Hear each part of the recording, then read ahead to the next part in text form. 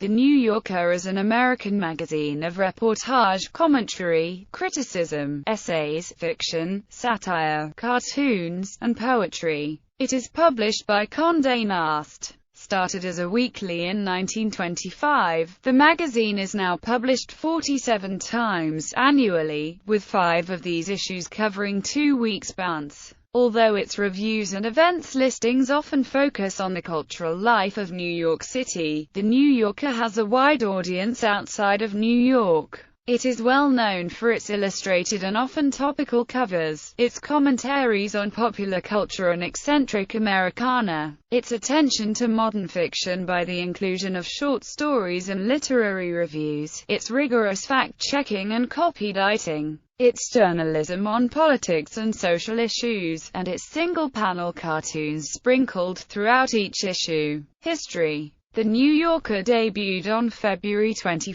1925. It was founded by Harold Ross and his wife, Jane Grant, a New York Times reporter. Ross wanted to create a sophisticated humor magazine that would be different from perceivably corny humor publications such as Judge, where he had worked, or Life. Ross partnered with entrepreneur Raoul H. Fleischman to establish the FR Publishing Company and established the magazine's first offices at 25 West 45th Street in Manhattan. Ross edited the magazine until his death in 1951. During the early, occasionally precarious years of its existence, the magazine prided itself on its cosmopolitan sophistication. Ross famously declared in a 1925 prospectus for the magazine, "It has announced that it is not edited for the old lady in Dubuque." Although the magazine never lost its touches of humor, it soon established itself as a preeminent forum for serious fiction literature and journalism. Shortly after the end of World War II, John Hersey's essay Hiroshima filled an entire issue. In subsequent decades, the magazine published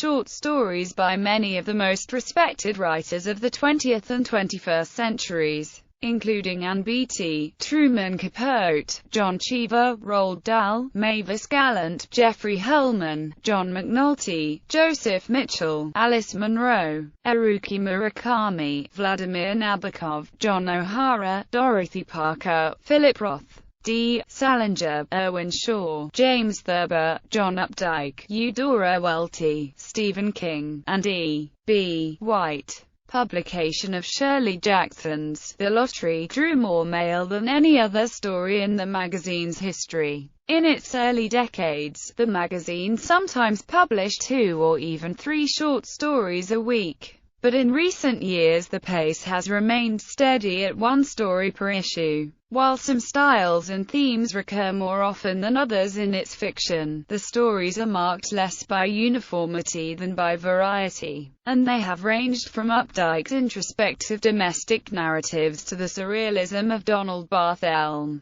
and from parochial accounts of the lives of neurotic New Yorkers to stories set in a wide range of locations and eras and translated from many languages. Writers like Kurt Vonnegut said that The New Yorker has been an effective institution for getting a large audience through the learning process required for appreciating modern literature. Kurt Vonnegut's 1974 interview with Joe David Bellamy and John Casey, published in The New Fiction and in Conversations with Kurt Vonnegut, contained a discussion of The New Yorker's influence. "One thing we used to talk about, when I was out in Iowa, was that the limiting factor is the reader. No other art requires the audience to be a performer. You have to count on the readers being a good performer, and you may write music which he absolutely can't perform, in which case, it's a bust. Those writers you mention and myself are teaching an audience how to play this kind of music in their heads. It's a learning process, and The New Yorker has been a very good institution of the sort needed.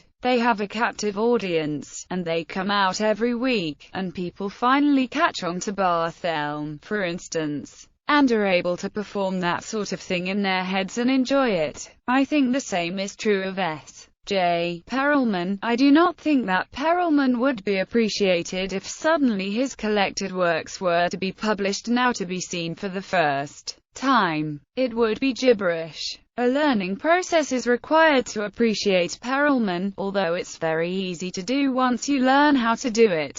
Yeah, I think the readers are coming along. That's a problem. I think writers have tried to do it always and have failed because there's been no audience for what they've done. Nobody's performed their music. The non-fiction feature articles cover an eclectic array of topics. Recent subjects have included eccentric evangelist Creflo Dollar, the different ways in which humans perceive the passage of time, and Munchausen syndrome by proxy. The magazine is notable for its editorial traditions. Under the rubric Profiles, it publishes articles about notable people such as Ernest Hemingway, Henry R. Luce and Marlon Brando, Hollywood restaurateur Michael Romanoff, magician Ricky Jay and mathematicians David and Gregory Chudnovsky. Other enduring features have been Goings-On About Town, a listing of cultural and entertainment events in New York, and The Talk of the Town, a miscellany of brief pieces, frequently humorous, whimsical or eccentric vignettes of life in New York, written in a breezily light style, or feuilleton, although in recent years the section often begins with a serious commentary. For many years, newspaper snippets containing amusing errors, unintended meanings or badly mixed metaphors have been used as filler items, accompanied by a witty retort. There is no masthead listing the editors and staff, and despite some changes, the magazine has kept much of its traditional appearance over the decades in typography, layout, covers and artwork. The magazine was acquired by Advance Publications, the media company owned by Samuel Irving Newhouse, Jr., in 1985. Ross was succeeded as editor by William Shawn, followed by Robert Gottlieb and Tina Brown. Among the important non-fiction authors who began writing for the magazine during Shawn's editorship were Dwight MacDonald, Kenneth Tynan, and Hannah Arendt. To a certain extent all three authors were controversial, Arendt the most obviously so, but in each case Shawn proved an active champion. Brown's nearly 6-year tenure attracted more controversy than Gottlieb's or even Shawn's, thanks to her high profile and the changes which she made to a magazine that had retained a similar look and feel for the previous half-century. She introduced color to the editorial pages and photography, with less type on each page and a generally more modern layout. More substantively, she increased the coverage of current events and hot topics such as celebrities and business tycoons, and placed short pieces throughout, Goings-On About Town, including a racy column about nightlife in Manhattan, a new letters to the editor page and the addition of authors' bylines to their Talk of the Town pieces had the effect of making the magazine more personal. The current editor of The New Yorker is David Remnick, who succeeded Brown in 1998. Tom Wolfe wrote about the magazine. The New Yorker style was one of leisurely meandering understatement, droll when in the humorous mode, tautological and light-article when in the serious mode, constantly amplified, qualified, adumbrated upon, nuanced and renuanced, until the magazine's pale grey pages became high baroque triumphs of the relative clause and appository modifier. Joseph Rosenblum, reviewing Ben Yagoda's About Town, A History of the Magazine from 1925 to 1985, wrote, "The New Yorker did create its own universe. As one longtime reader wrote to Yagoda, this was a place where Peter de Vries was forever lifting a glass of P.S. Porter, where Niccolo Tucci flirted in Italian with Muriel Spark, where Nabokov sipped tawny port from a prismatic goblet, and where John Updike tripped over the master's Swiss shoes, excusing himself charmingly." As far back as the 1940s, the magazine's commitment to fact-checking was already well known. Yet, the magazine played a role in a literary scandal and defamation lawsuit over two 1990s articles by Janet Malcolm, who wrote about Sigmund Freud's legacy. Questions were raised about the magazine's fact-checking process, As of 2010, The New Yorker employs 16 fact-checkers. In July 2011, the magazine was sued for defamation in the United States District Court for a July 12, 2010 article written by David Gran, but the case was summarily dismissed. Since the late 1990s, The New Yorker has used the Internet to publish current and archived material. It maintains a website with some content from the current issue. Subscribers have access to the full current issue online, as well as a complete archive of back issues viewable as they were originally printed. In addition, The New Yorker's cartoons are available for purchase online. A digital archive of back issues from 1925 to April 2008 has also been issued on DVD-ROMs and on a small portable hard drive. More recently, an iPad version of the current issue of the magazine has been released. In its November 1, 2004 issue, the magazine for the first time endorsed a presidential candidate, choosing to endorse Democrat John Kerry over incumbent Republican George W. Bush. This was continued in 2008 where the magazine endorsed Barack Obama over John McCain, and in 2012 when it endorsed Obama over Mitt Romney. Change of ownership.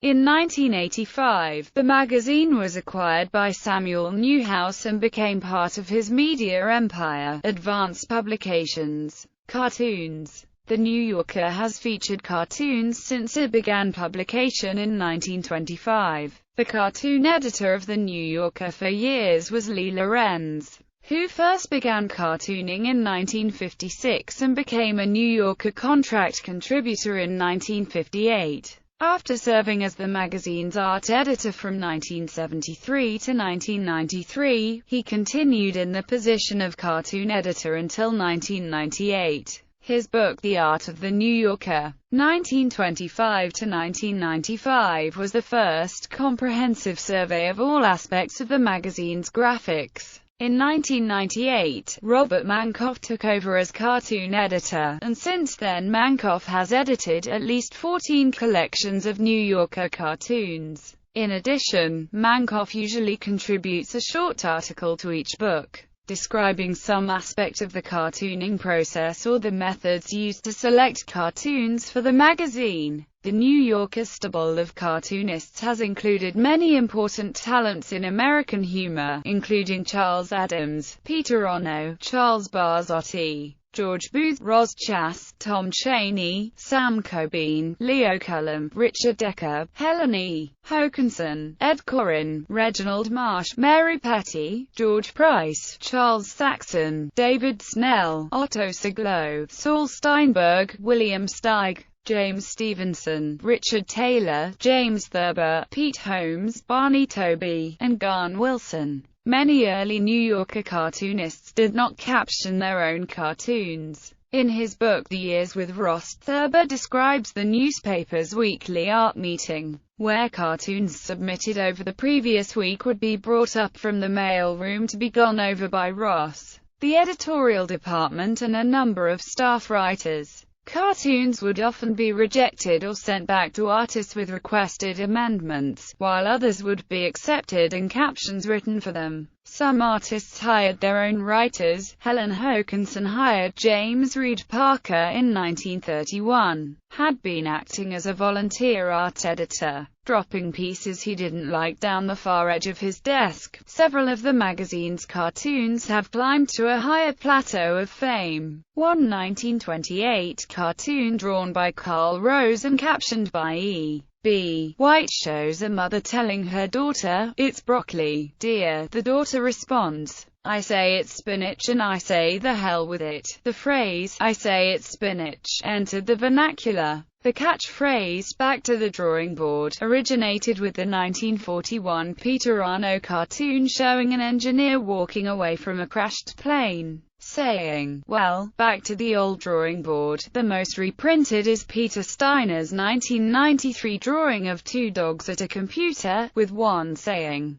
"On the internet, nobody knows you're a dog." According to Mankoff, Steiner and the magazine have split a more than $100,000 in fees paid for the licensing and reprinting of this single cartoon. with more than half going to Steiner. Over 7 decades, many hardcover compilations of cartoons from The New Yorker have been published, and in 2004, Mankoff edited the complete cartoons of The New Yorker, a 656-page collection with 2004 of the magazine's best cartoons published during 80 years. Plus a double CD set with all 68,647 cartoons ever published in the magazine. This features a search function allowing readers to search for cartoons by a cartoonist's name or by year of publication. The newer group of cartoonists in recent years includes Pat Burns, Frank Cartham, Michael Crawford, Joe Data, Drew Dernovich,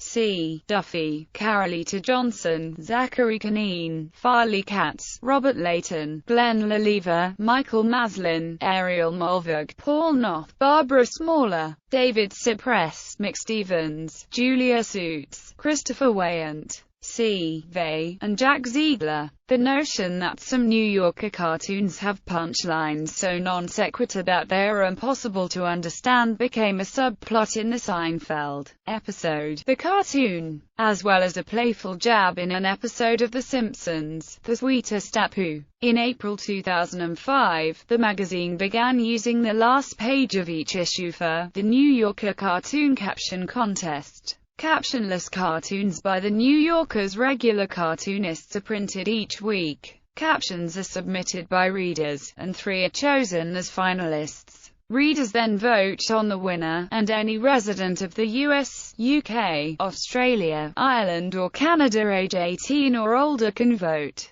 Each contest winner receives a print of the cartoon, signed by the artist who drew the cartoon. Films. The New Yorker has been the source of a number of movies. Both fiction and non-fiction pieces have been adapted for the big screen, including Flash of Genius, based on a true account of the invention of the intermittent windshield wiper by John Seabrook, Away from Her, adapted from Alice Munro's short story, The Bear Came Over the Mountain, which debuted at the 2007 Sundance Film Festival, The Namesake. Similarly based on Jhumpa Lahiri's novel which originated as a short story in the magazine, The Bridge. Based on Tad Friend's 2003 non-fiction piece, Jhumpa's Brokeback Mountain, an adaptation of the short story by Annie Proulx which first appeared in the October 13, 1997, issue of The New Yorker. Jonathan Safran Foer's 2001 debut in The New Yorker, which later came to theaters in Liv Schreiber's debut as both screenwriter and director, Everything is Illuminated. Michael Cunningham's The Hours,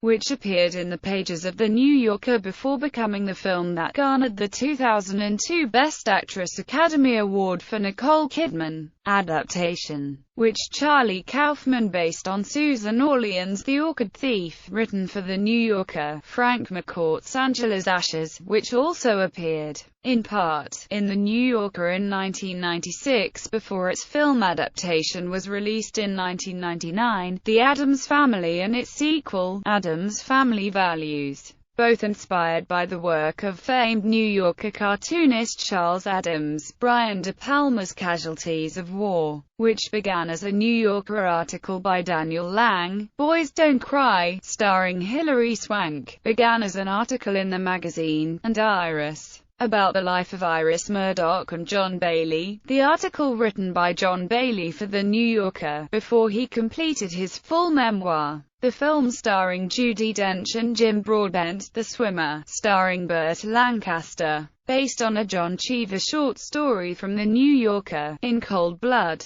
the widely nominated adaptation of the 1965 non-fiction serial written for The New Yorker by Truman Capote, Pal Joey. Based on a series of stories by John O'Hara, Mr. 880, starring Edmund Gwenn, based on a story by longtime editor Street Claire McElway, The Secret Life of Walter Mitty, which began as a story by longtime New Yorker contributor James Thurber, and Meet Me in St. Louis, adapted from Sally Benson's short stories. The history of The New Yorker has also been portrayed in film. In Mrs. Parker and the Vicious Circle, a film about the celebrated Algonquin Round Table starring Jennifer Jason Leigh as Dorothy Parker. Sam Robards portrays founding editor Harold Ross trying to drum up support for his fledgling publication. The magazine's former editor, William Shawn, is portrayed in Capote, infamous in Hannah Arendt style. The New Yorker's signature display typeface, used for its nameplate and headlines and the masthead above the Talk of the Town section, is Irvin, named after its creator, the designer-illustrator Ry Irvin.